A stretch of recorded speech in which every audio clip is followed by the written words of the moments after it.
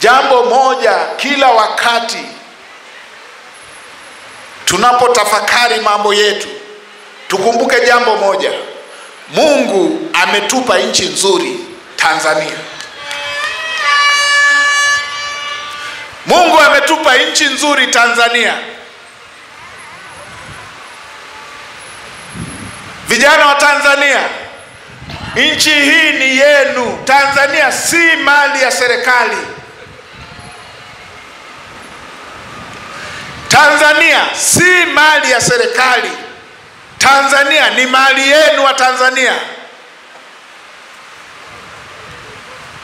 Nawaambia vijana wa Tanzania, Tanzania hii si mali ya vyama vya siasa. Vyama vya siasa vipo kwa sababu kuna nchi inaitwa Tanzania.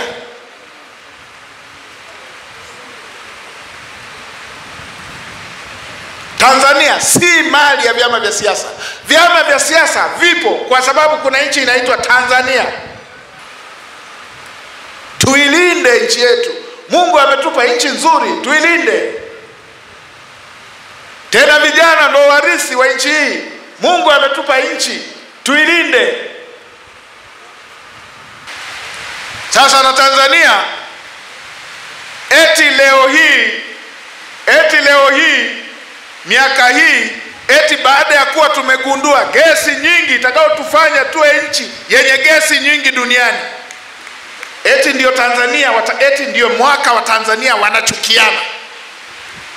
Eti katika miaka ambapo nchi yetu imegundua madini adhimu, rare minerals, eti katika miaka ambayo Tanzania imekuwa miongoni mwa nchi chache zenye madini yasiyopatikana duniani, eti ndio Watanzania wanachukiana.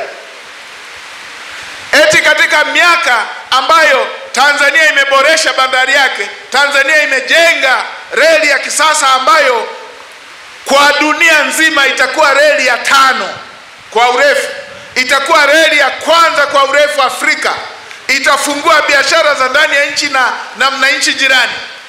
Katika mwaka ambao sekta ya utalii inakuwa, eti ndio Watanzania wamejifunza kuchukiana.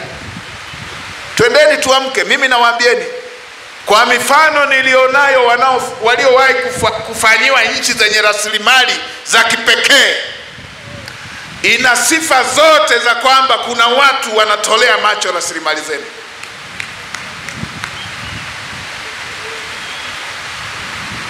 Ina sifa zote. Hizi dalili zina sifa zote.